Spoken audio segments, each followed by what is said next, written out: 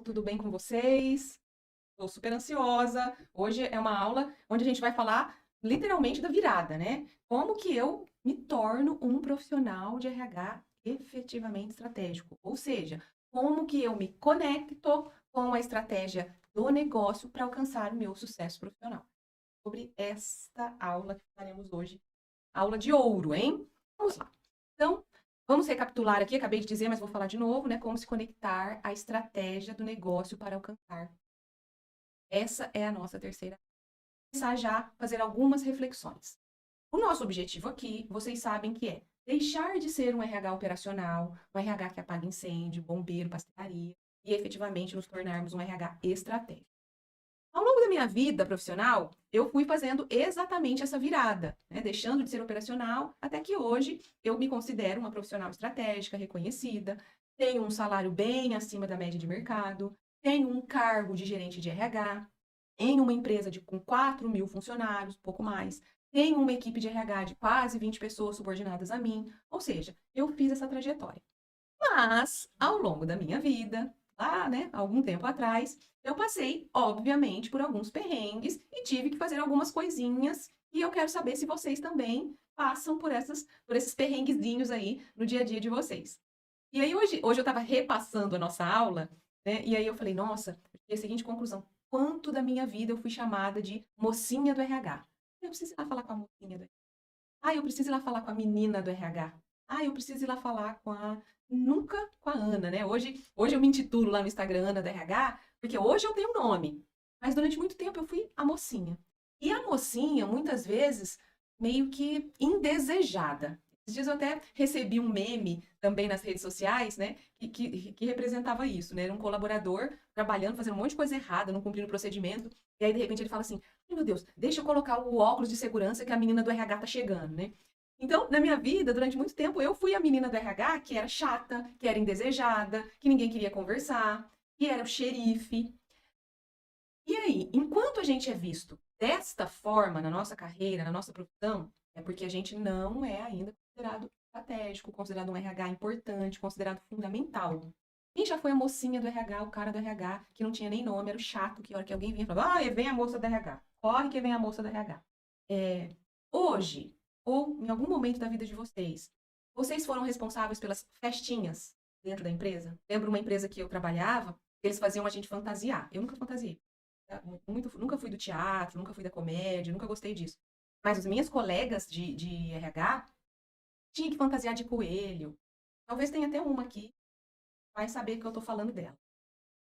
Que trabalhou comigo, fantasiava de coelho, fantasiava de bruxa, eu já fantasia. De bruxa, que é bruxa. De bruxa no Halloween, fantasiava de Papai Noel, vestia a fantasia do Papai Noel, né? E achava tudo, uau, que lindo, né? Quem já fez isso? Quem aqui é responsável ou já foi responsável, por exemplo, para ficar entregando cesta de Natal? O caminhão para e a gente fica descarregando o caminhão. É porque tem alguém aqui perto de mim que tá rindo. Não tô entendendo essas risadas, porque, sinceramente, eu não vejo graça nenhuma nisso. Mas já fiz, viu, gente? Horas, dias, descarregando o caminhão, ajudando a descarregar o caminhão, entregando a cesta de Natal. Um mais simples, mais brando. Reserva de hotel. Ah, tem que fazer reserva de hotel para todo mundo que vai na convenção, para todo mundo que vai no treinamento em São Paulo, para todo mundo que vai no treinamento, sei lá na onde. Né? Alugar o carro, comprar passagem. Né? Quem aqui, agora já mais vindo para nossa realidade, quem aqui faz desligamento de funcionário? O líder liga e fala: ó, tô mandando um cara aí para você mandar ele embora para mim. Ou o líder liga e fala, ó, fulano fez tal coisa errada, tô mandando aí, você faz uma advertência, vê o que você quer fazer com ele, Ou, aí a gente que tem que decidir o que a gente vai fazer, né? Se a gente vai mandar embora, se a gente vai dar feedback, se a gente vai dar uma advertência, porque o líder não faz o papel que é dele, e a gente tem dificuldade de falar pro líder, ô, querido, sou eu que faço, não é responsabilidade minha. E vou assumindo coisas que não são minhas como essência da área de recursos humanos. Então, gente, vestir de coelho, Papai Noel ou qualquer outra coisa não é função. Descarregar o caminhão e entregar a cesta não é função. Fazer a reserva do carro blá, blá, blá, não é função do RH e nem desligar colaborador, não sei que ele seja do meu time, ou fazer o feedback com o colaborador, isso é função da liderança. Né? E por que a gente faz e acha que, ok, Primeiro porque colocaram na cabeça da gente que sim, é a gente que tem que fazer tudo isso, não tem outra pessoa, é o RH. Às vezes eu estava conversando com uma seguidora, né? E eu falei exatamente isso pra ela. Eu falei assim: sabe qual foi o mal? O dia que rotularam o RH como uma área que cuida de gente, que gosta de gente. Às vezes vou até chocar algumas pessoas que estão aqui hoje, né? Porque gostar de gente, cuidar de gente, é função, na verdade, pela lógica, todo mundo deveria, né? Porque todo mundo se relaciona, todo mundo quase todo mundo dentro da empresa tem essa relação de coordenação, ou mesmo de coleguismo, de trabalho em equipe. Então, todo mundo tem que gostar de gente, cuidar de gente, né? O RH, por ser uma área que a especialidade são as pessoas, né? Cuidar do pilar de gente dentro da empresa, então eles acham que na hora de vestir de Papai Noel, de vestir de coelho, de entregar a cesta, é responsabilidade nossa. Mas um RH estratégico não faz isso. Tá? Não é simplesmente falar assim, eu fui lá na Masterclass da Ana, ela me falou que não é mais pra eu vestir de Papai Noel, eu tinha me comprometido a vestir de Papai Noel agora aqui em dezembro, não vou vestir de Papai Noel, vocês vão tudo para aquele lugar. Não é isso. O que eu tô dizendo é que a gente precisa se posicionar e dizer, olha, eu acho que não é o mais adequado que eu me vista de Papai Noel. Existem empresas, existem grupos que fazem animação de eventos, e eu acho que vai ter que ficar mais legal, a pessoa vai conseguir interagir. Não estou me sentindo muito bem para vestir essa fantasia, tenho algumas outras prioridades que eu preciso entregar, eu tenho isso, prioridade. Ou seja, se posicionar e sair de um jeito muito delicado e muito fino de uma situação que não é nossa. Então, esse posicionamento é fundamental. Porque aí tem uma outra informação importante que eu preciso falar aqui para vocês, que é nada mais, absolutamente nada vai ser dado para nós entregue de mão beijada. Então, de novo, eu vejo muitas pessoas falando assim: mas o meu chefe não me dá o cargo que eu quero, não me dá o cargo que eu quero. Mas a empresa não me dá o reconhecimento que eu desejo. Mas o meu gerente não me dá o aumento salarial que eu gostaria de ter.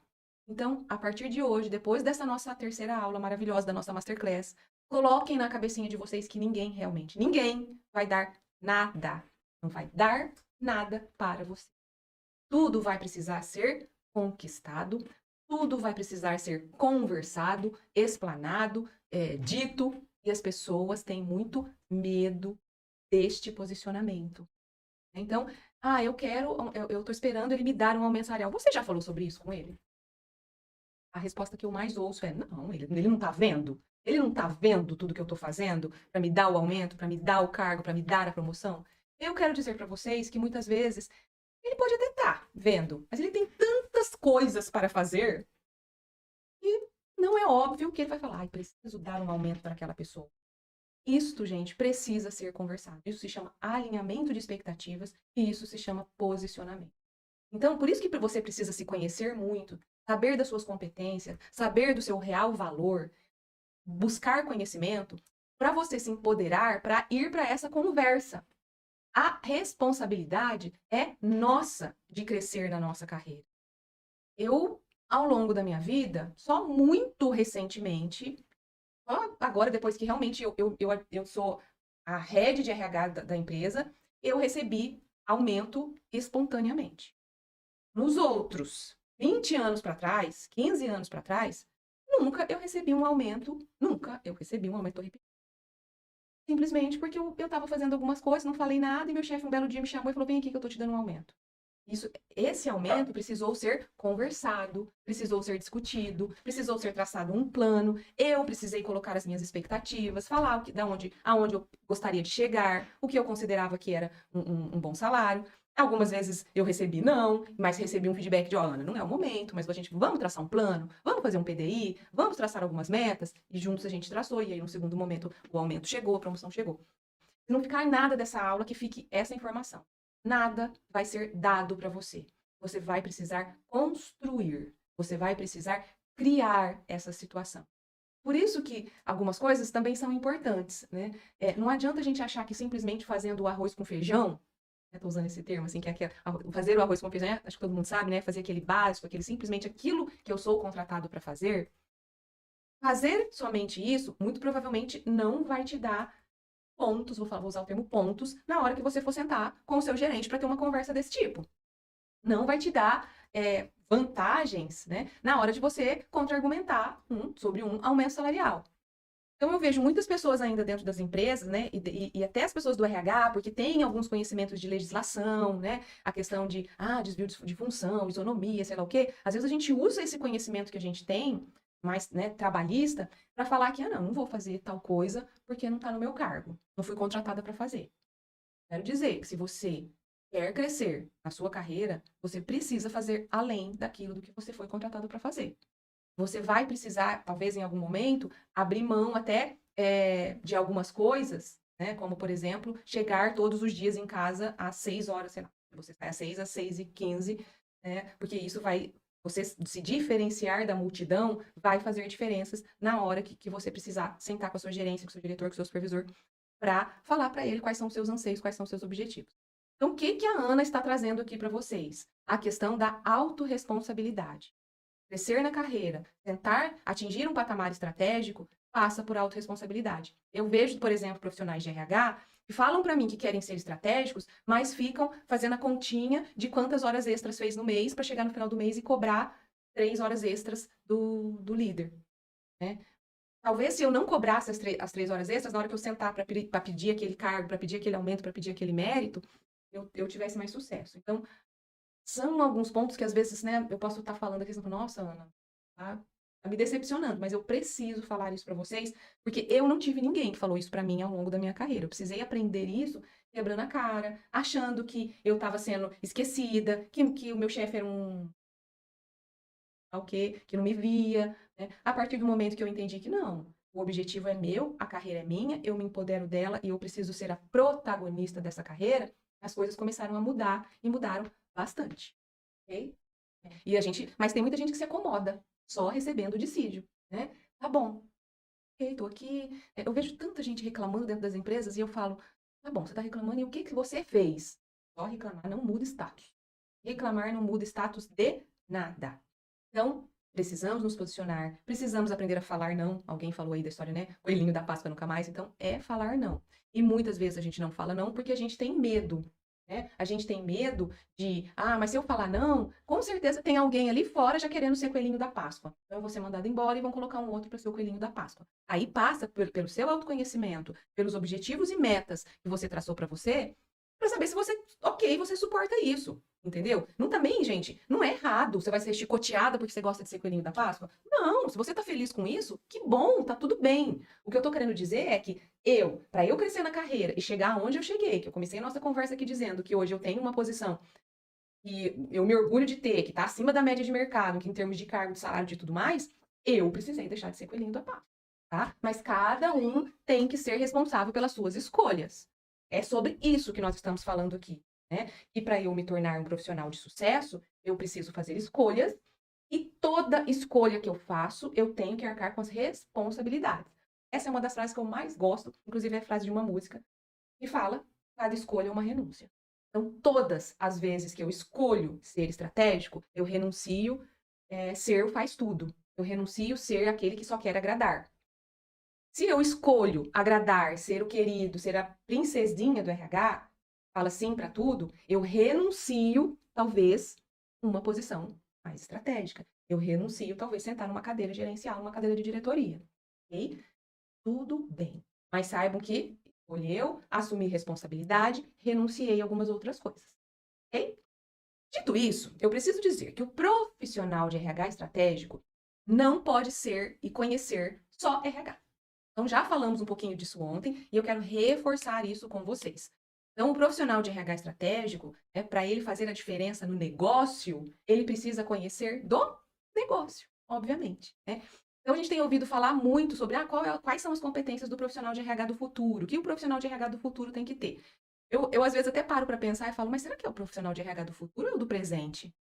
Eu acho que é do presente. Tudo aquilo que a gente vê lá no Instagram, no Facebook, em todas as redes sociais falando que é o RH do futuro, eu já vejo esse RH hoje em dia. Então, o que o RH estratégico precisa fazer, gente? Precisa ter flexibilidade.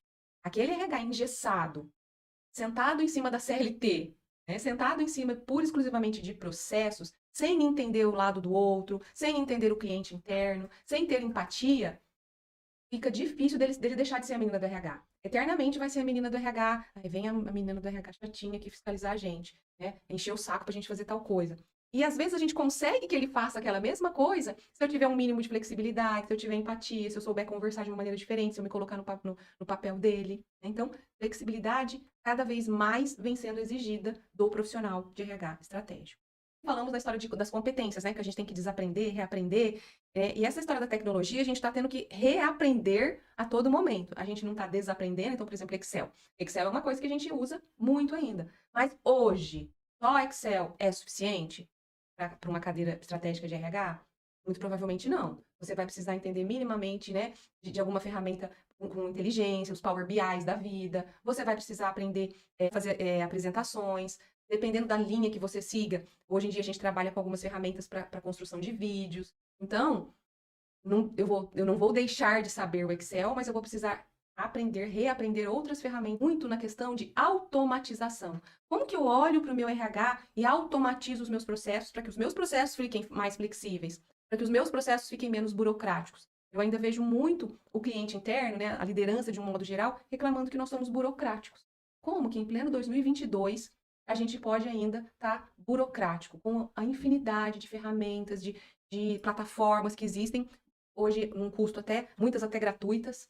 Então, vamos começar a virar essa chavinha. Precisamos ser flexíveis, precisamos conhecer de tecnologia, precisamos automatizar os nossos processos, precisamos agir pautados na objetividade, porque aquela história, né, da subjetividade, do RH que abraça a árvore, vem o RH com as coisinhas dele de abraçar a árvore, e não conecta, o RH que não conecta um projeto com uma necessidade do negócio. Então, eu chego e falo que eu quero fazer um treinamento de motivação. Ah, tá, quer fazer um treinamento de motivação para quê? Qual o indicador do negócio que vai mudar se eu fizer um treinamento de motivação? Então, não, é porque motivação, todas as empresas estão fazendo treinamento de motivação, está super em alta. Com esse tipo de argumento, que é um argumento subjetivo, eu não me torno estratégico. Eu não deixo de ser a menina do RH. Então, nós precisamos ter objetividade, tratar com fatos, com dados, com números, com informações, todas conectadas com o negócio. Então tá, quero fazer um treinamento de motivação para quê? Olha, porque a gente percebeu que nós estamos com um índice de turnover muito alto na sua área, ou um absenteísmo muito alto, que as pessoas estão se sentindo sobrecarregadas, que elas estão desanimadas porque elas não estão conseguindo, tá faltando peça na linha de produção, então isso desmotiva elas, porque todo dia tem que ficar esperando a peça chegar lá. Entendi então do que você está falando. Não é simplesmente um treinamento de motivação para ir lá abraçar a árvore. É talvez um treinamento para explicar as dificuldades que nós estamos enfrentando, como que a gente pode melhorar o nosso processo para melhorar para eles, para que não falte peça. Estou chutando aqui algumas coisas. Mas o que eu estou querendo dizer é que a gente tem que trazer tudo para a realidade do negócio com fatos, dados e objetividade, né? E para isso, a gente precisa conhecer os objetivos da empresa. Todo mundo que está aqui comigo sabe quais são os objetivos da sua empresa de curto, de médio e longo prazo? Você sabe aonde a sua empresa quer estar daqui 5 anos, daqui 10 anos?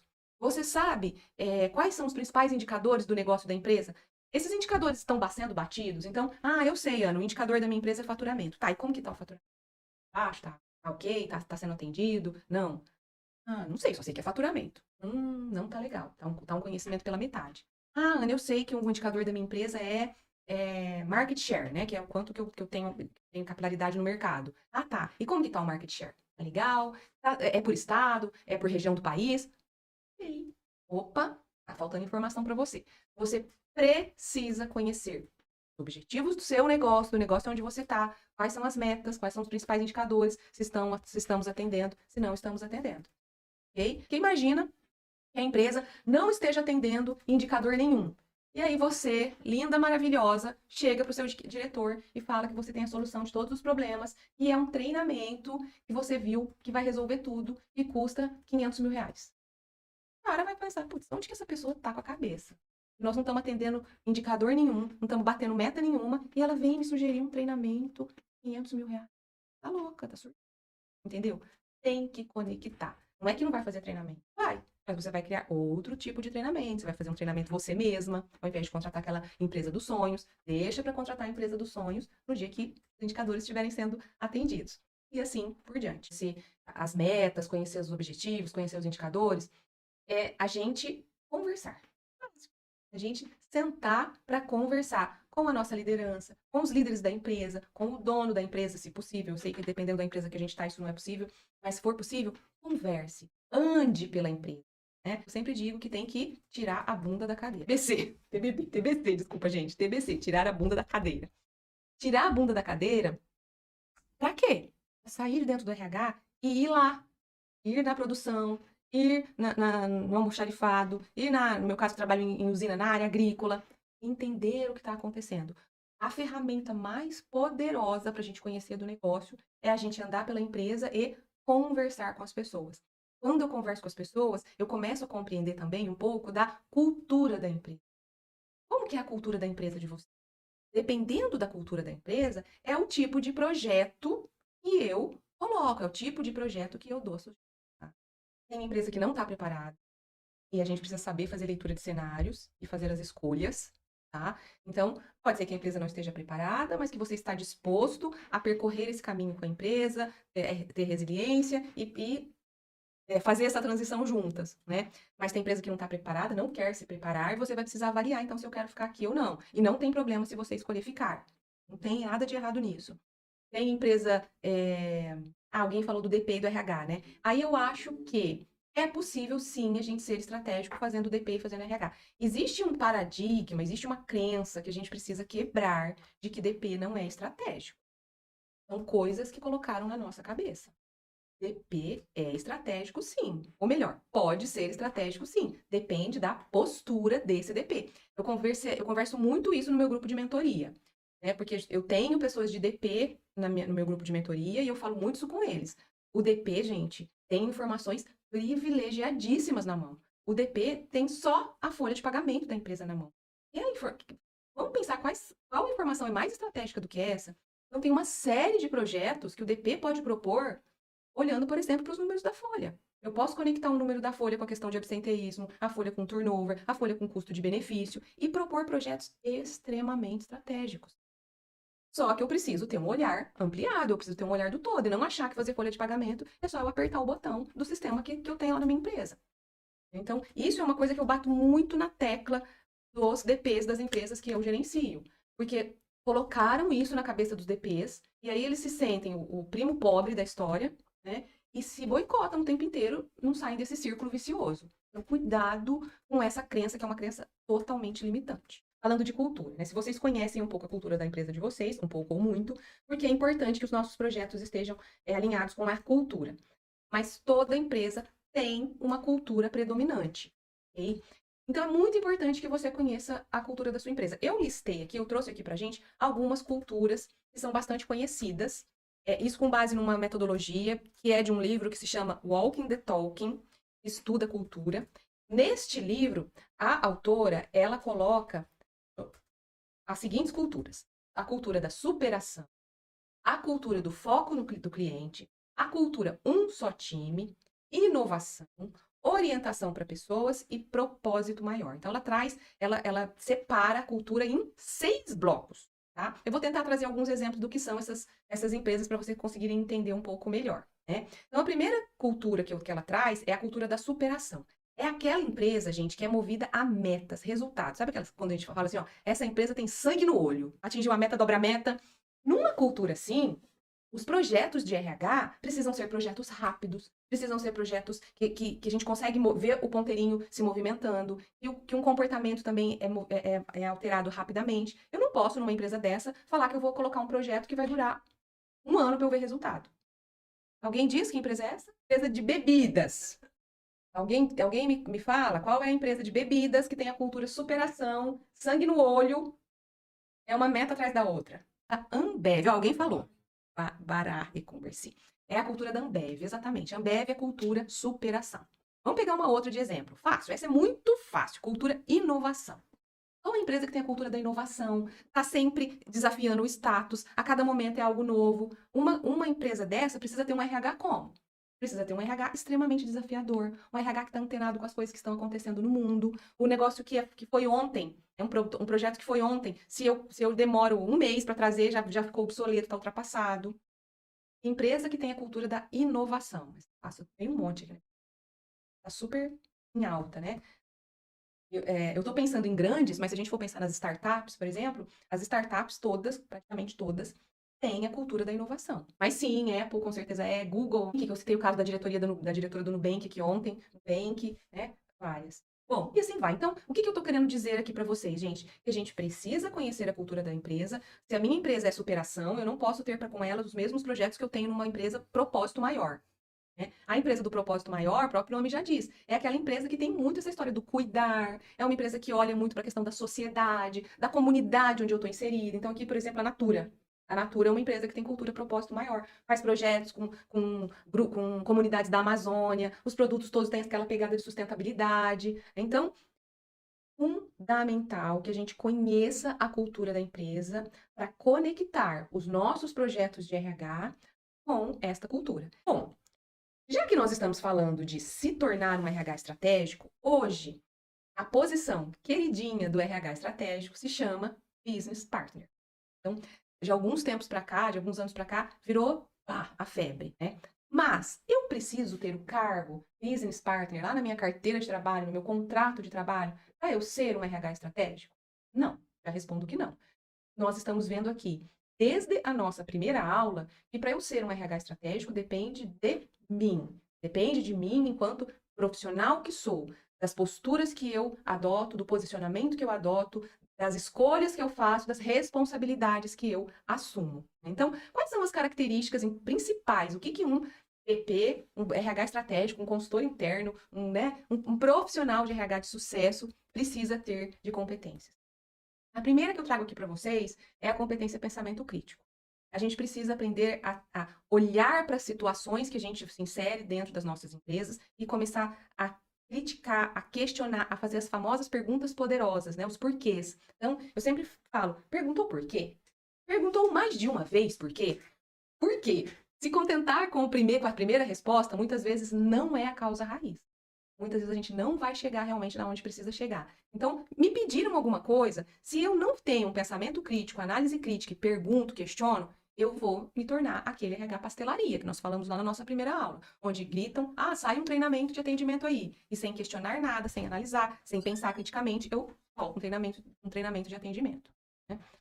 O profissional de RH estratégico, ele precisa ter visão sistêmica. Ele precisa conhecer da cadeia do negócio como um todo. Por isso que eu estou dizendo para vocês aqui que andar pela empresa, tirar a bunda da cadeira, conhecer da cultura, faz todo sentido. Porque eu preciso conhecer a cadeia toda, eu preciso ter uma visão sistêmica de como que um processo vai se conectando no outro para que eu consiga entender as reais demandas do negócio e consiga fazer os meus projetos de forma customizada. Né?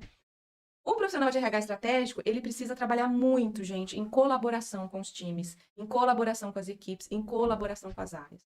Para de achar que você pode entrar numa sala, construir uma avaliação de desempenho linda, maravilhosa, chegar na área do cliente e falar, toma, tá aqui, a partir de agora é essa avaliação de desempenho que a gente tem na empresa. Entrar numa sala, estruturar um treinamento de liderança do jeito que eu acho que precisa, sem envolver ninguém, chegar lá e falar, a partir de amanhã todo mundo sentado aqui que tem treinamento de liderança. Colaboração é a palavra do momento, é a palavra da estratégia. Construa os seus projetos pedindo a colaboração. Trabalhei numa empresa que a gente falava muito assim, envolva as pessoas nas decisões que as afetam. Então, se o líder vai sentar para ser treinado, ele vai ser totalmente afetado. Então, chama ele na hora que você estiver construindo e entende com ele quais competências você acha que a gente precisa desenvolver. Nos desafios que você tem, nas entregas que você precisa fazer, quais competências são importantes a gente colocar no treinamento de liderança. Baseado nos desafios que você tem, que competência que a gente põe aqui na avaliação? Envolva, pergunte, tenha empatia. E também, né? Hoje em dia eu tenho visto muitas empresas falando assim, urgentemente a gente precisa fazer uma transformação cultural, porque se a gente não fizer a transformação cultural, a gente não vai atingir aquele outro indicador, aquela meta, aquela coisa colocada pelo conselho, pela diretoria, e assim por diante. Então vamos recapitular, estou falando das principais características, das principais competências do profissional de RH estratégico. Pensamento crítico, visão sistêmica, atuar com colaboração. Próxima, nós precisamos ter grande capacidade de negociação e inspiração. O profissional de RH estratégico, ele precisa ter a habilidade de vender os projetos de RH, né? De mostrar para a liderança qual é o real valor de se ter um RH estratégico. Então, acho que a Esmeraldina, né, falou, cheguei à conclusão de que meu RH é operacional. Uma grande habilidade que a Esmeraldina vai precisar ter é de inspirar essa empresa, de inspirar essa liderança para começar um processo de transformação, mostrando o real valor, levando números, levando referências de mercado, que inspirem a liderança da empresa dela a quererem deixar de ser estratégica, de ser operacional e passar a ser estratégica. E por último, gente, é papel do RH estratégico desenvolver as pessoas. Então, o que eu vejo o RH operacional fazendo? Assumindo a responsabilidade da liderança e dizendo, a gente faz porque ele não sabe fazer. A gente faz porque ele não tem competência para fazer. Esses dias na empresa onde eu estou, eu fiz um comentário assim, mas isso é função do líder, isso é função do gerente. E aí me responderam assim, não, mas eles não sabem fazer. Eles não sabem e a gente está pegando para fazer. Quem está mais errando nessa situação, o principal erro nessa situação é do RH. E já identificou que a liderança tem uma dificuldade, tem uma deficiência, e pegou o negócio para fazer e não se incomodou em ir lá e desenvolver a liderança. Então, é responsabilidade da área de recursos humanos desenvolver liderança. Subir o nível, subir o patamar dessa liderança dentro das empresas. Porque só assim a gente vai entregar para eles o que de fato é responsabilidade deles e ficar com a gente aquilo que de fato é nossa responsabilidade. Somente uma pessoa pode fazer a virada de chave e fazer com que você deixe de ser a menina do RH e passe a ser e alcance uma posição de sucesso. E esse alguém é você. Você precisa assumir o protagonismo da sua carreira, você precisa se posicionar, você precisa aprender a ter conversas difíceis, você precisa falar aquilo que você acha que você merece, aquilo que você quer, aquilo que você traçou para você. Seja autorresponsabilidade. Assuma a frente da sua carreira, faça as escolhas e lembre-se, cada escolha é uma renúncia, assuma a responsabilidade da escolha e da renúncia que precisa ser feita. Ser estratégico passa por sair de dentro do RH, por conhecer a empresa, por conhecer o negócio, por deixar de trabalhar na subjetividade, por trabalhar com fatos, com dados, conhecer de tecnologia e, por fim, as competências que são as competências do famoso business partner, que não precisa estar na carteira, não precisa estar no contrato de trabalho, precisa estar na nossa essência, no nosso coraçãozinho, né? Que é a gente ter flexibilidade, a gente trabalhar em colaboração com as outras áreas, saber negociar, saber persuadir, saber inspirar, desenvolver as pessoas. E tudo isso, óbvio, conhecendo muito bem a cultura da empresa onde estamos, a cultura onde estamos inseridos. Ok? Gente, chegamos ao final da nossa terceira aula. Tivesse aquele somzinho, sabe? Amanhã é a nossa última aula e eu espero todos vocês neste mesmo bate-canal às 8 horas da noite. Compartilhem, marquem, chamem as pessoas que vocês acharem que precisa.